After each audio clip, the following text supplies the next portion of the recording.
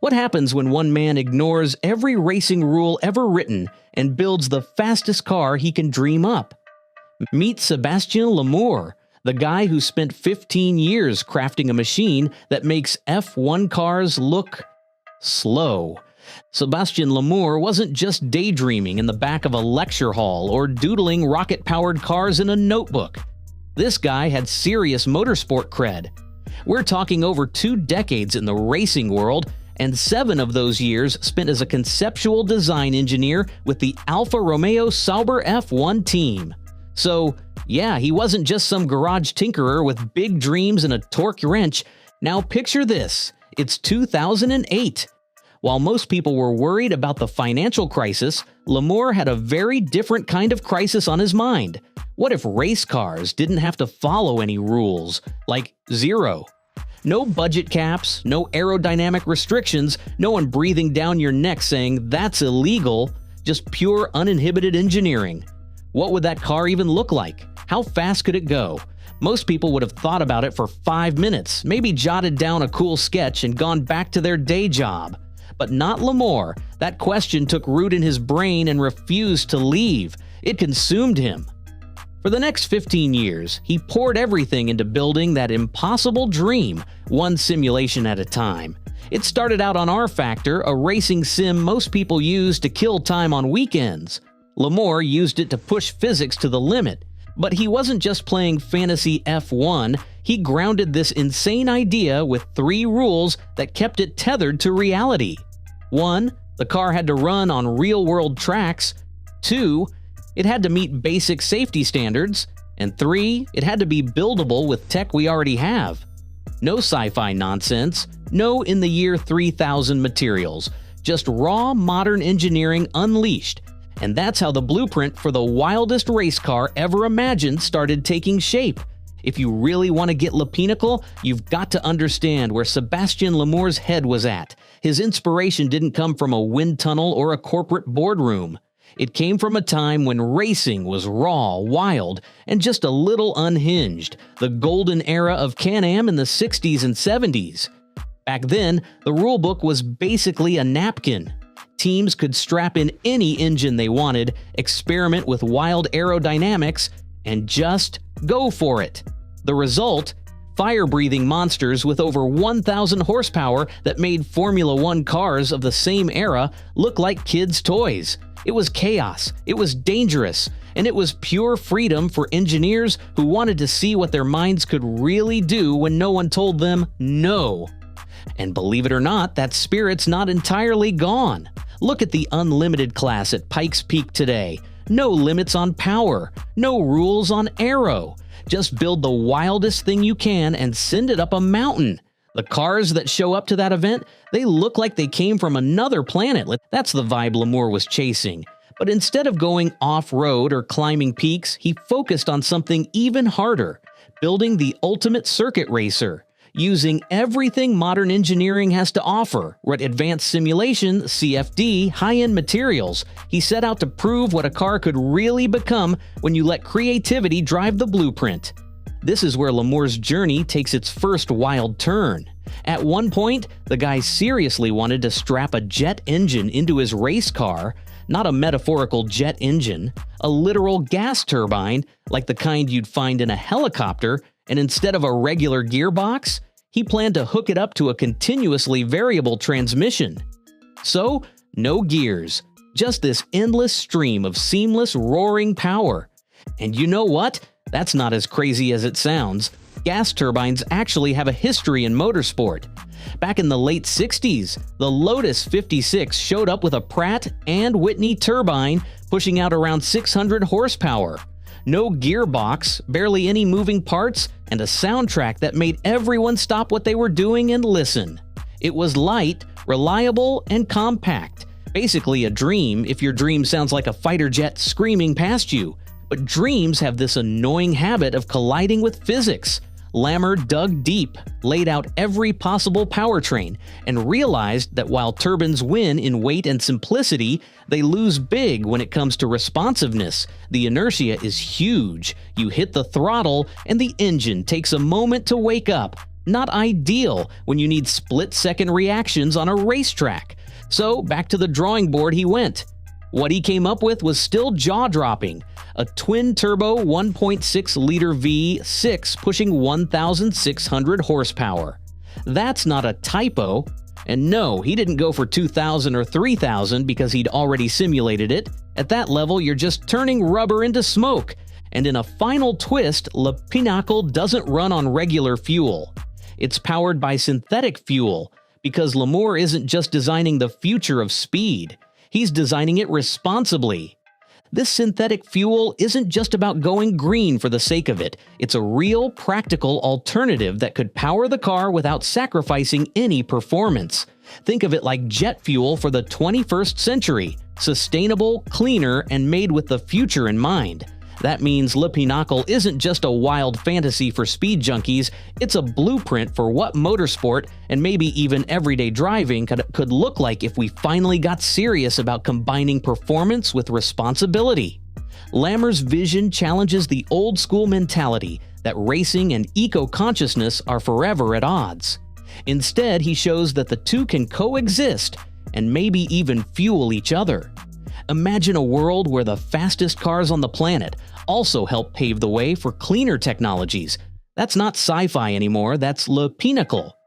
So with raw power, mind-bending aerodynamics, and sustainable fuel, Lamour's project stands as a testament to what happens when you throw out the rulebook and dare to dream bigger. And trust me, the world of motorsport, and maybe the automotive world as a whole, might never be the same. Alright, let's talk about what makes Le Pinnacle look so different from every other race car on the planet. The first thing that'll probably stop you in your tracks, there's no front wing at all, not a trace of it. It's like someone just forgot to finish the car until you realize it's all very intentional. Now that might sound crazy because in the world of motorsport, front wings are sacred. Every single car from Formula 1 to your average open-wheel feeder series has one. It's the main tool to control airflow and generate that sweet, sticky downforce that keeps the car planted through corners. Lamour didn't just tweak the design, he scrapped it completely and built something entirely different. His approach was to turn the whole car into one giant downforce machine. Instead of relying on little wings and appendages, Le Pinnacle acts like a full-sized, upside-down airplane wing. It doesn't just skim the ground, it sticks to it. At 185 miles per hour, it generates a ridiculous 4.5 tons of downforce. That's more than some F1 cars even weigh. The secret sauce? It's all about the floor. Lamour stretched it out as far forward as possible, starting just behind the front suspension. Air rushes through specially designed tunnels underneath, working in sync with the sleek upper body and carefully crafted side pods. This system generates the grip needed without all the usual wing clutter. Here's the part that really shows off the brilliance. The car has a 45% front weight bias, so it needs a ton of grip up front to stay balanced.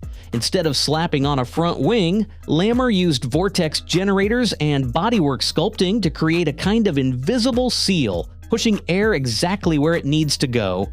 It's clean, it's radical, and it flips decades of race car design on its head. And just when you think Lamour couldn't push things any further, he brings back one of the most controversial ideas in motorsport history, the fan car. Yeah, the same wild concept that got banned in Formula 1 after just one race. If you're not familiar with it, back in 1978, the Brabham BT46B rocked up to the Swedish Grand Prix with a giant fan strapped to the back, sucked itself to the ground, and won. Just like that. Then it vanished because everyone freaked out. Now fast forward to Lamour's workshop. Ahoy! And he's not just reviving the idea, he's reinventing it. Le Pinnacle doesn't rely on brute force suction alone. This is a much smarter beast. Below 150 kilometers per hour, the car goes full-on transformer mode. Panels at the front and rear of the floor close up, skirts drop down at the sides, and boom! The underbody becomes a sealed chamber. Then comes the magic. A huge 390mm fan at the rear kicks in, powered by the gearbox, pulling 1 ton of downforce out of thin air. And yes, it works even when the car isn't moving. That's the crazy part. Even at a standstill, Le Pinnacle is glued to the ground like someone just welded it there. But L'Amour didn't stop at suction. Once the car hits higher speeds, around 150 kilometers per hour, the panels retract, the floor opens up, and airflow is managed naturally through the car's ground effect tunnels. It switches modes like it's reading your mind, blending suction-based grip with good old-fashioned aerodynamic efficiency. And because L'Amour is obsessed with the details, he even designed the fan blades to rotate when not in use, so they don't mess up the airflow behind the car. Sure, it takes 15 horsepower just to run the fan, the same as powering a small city car, but the grip it delivers in tight low-speed corners makes that trade-off completely worth it. So you've got a car that doesn't just slice through air at high speed, it also clings to the tarmac when it's crawling through a hairpin. But the most surprising figure might be the cost. While current F1 teams pour upwards of $135 million annually into shaving off fractions of a second, L'Amour estimates the total build for Le Pinnacle would cost less than $10 million. That's an incredible value for a machine potentially 15 seconds a lap faster than anything on the grid today. What sets Le Pinnacle apart is how it shows the power of freedom from regulation. Without strict rules dictating wing sizes, diffuser shapes, or engine specs, L'Amour found simpler, more elegant solutions. No complicated front wings or barge boards, just a clean, efficient aerodynamic system working in harmony. This raises an important question about modern motorsport. F1's thousands of regulations, created to control costs and promote fairness, might also be limiting breakthrough ideas that could push automotive technology forward. Le Pinnacle uses just 3 active aerodynamic components: hydraulic systems for floor seals and the DRS, plus electric actuators for the side pods. Instead of packing the car with dozens of active devices, L'Amour leveraged aeroelasticity, the natural flexibility of materials, to get the benefits of active aero without all the extra complexity and weight. At high speeds, wings bend and flatten to reduce drag, then flex back to generate more downforce at lower speeds. While F1 tightly controls this effect, Le Pinnacle embraces it fully, gaining superior performance with fewer moving parts. L'Amour's creation pushes us to reconsider the very future of motorsport.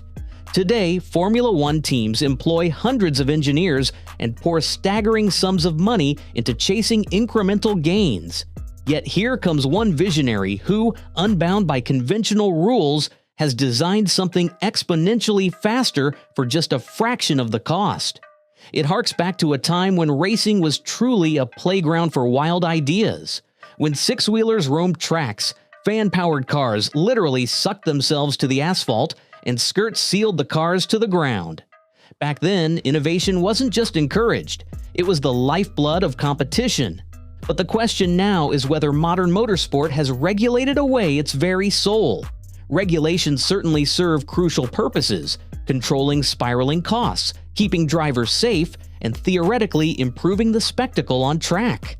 Yet, by boxing engineers into rigid frameworks, they may also be clipping the wings of the radical breakthroughs that drive not just racing, but automotive progress as a whole. What makes Le Pinnacle especially thrilling is that it's not just a pipe dream or a digital fantasy.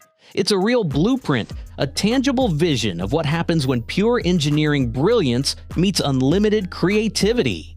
L'Amour has even teamed up with artists to immortalize the design through limited edition artwork. Still, the burning question remains, will this remarkable concept ever roar on a real racetrack?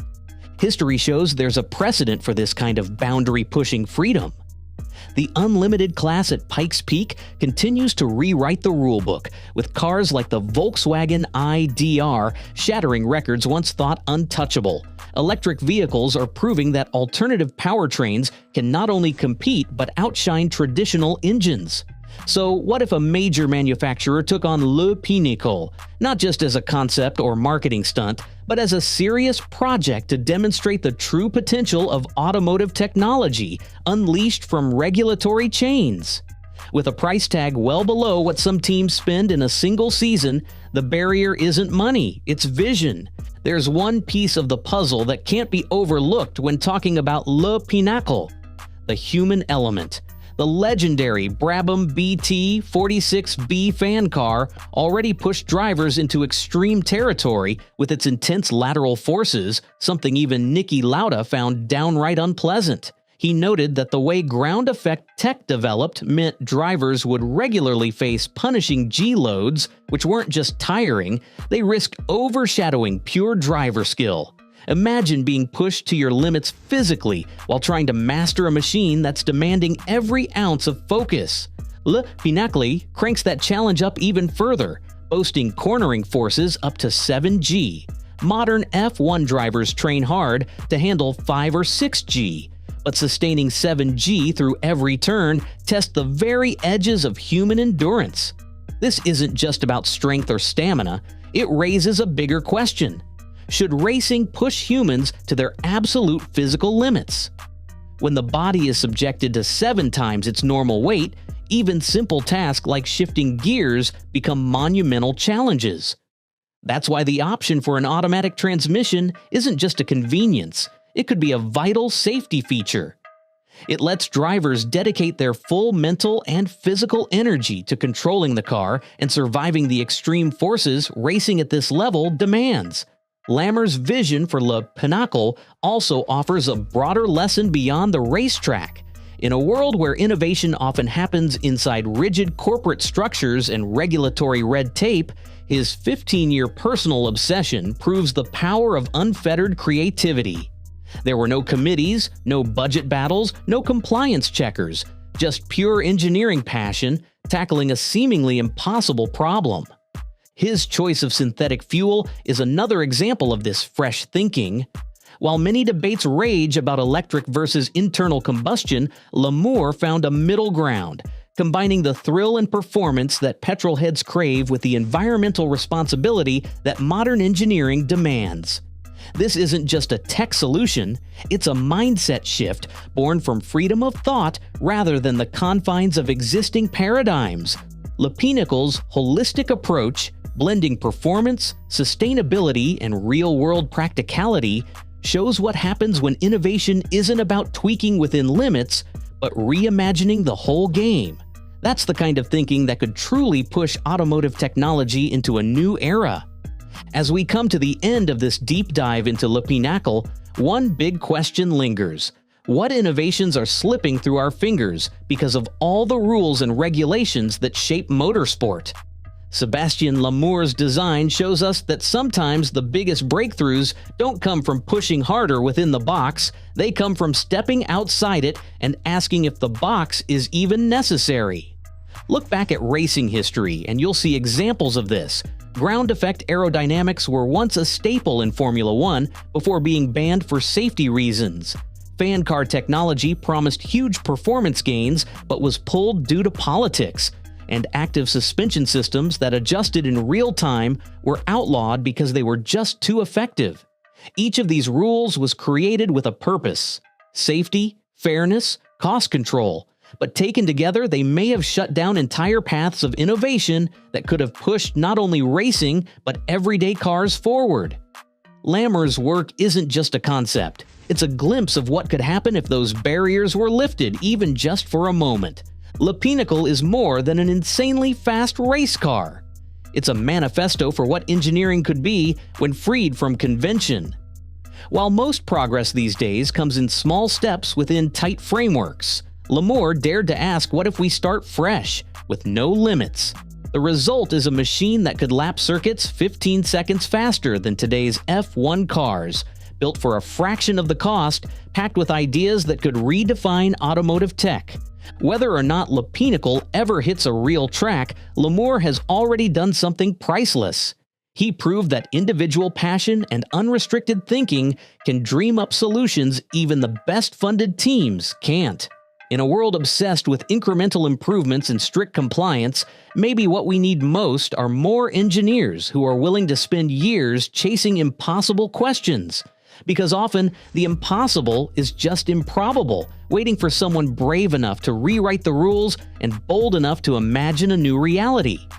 The perfect Formula One car might never exist in the real world, but by showing us what it could be, Sébastien Lamour reminds us what happens when brilliant engineering meets unlimited imagination. And honestly, that might just be the greatest innovation of all. If you found this exploration of Le Pinnacle inspiring or mind-blowing, don't forget to hit like, subscribe, and share your thoughts below. What rules do you think hold back innovation? And what would you create if no one told you what you couldn't do? Let's keep this conversation going.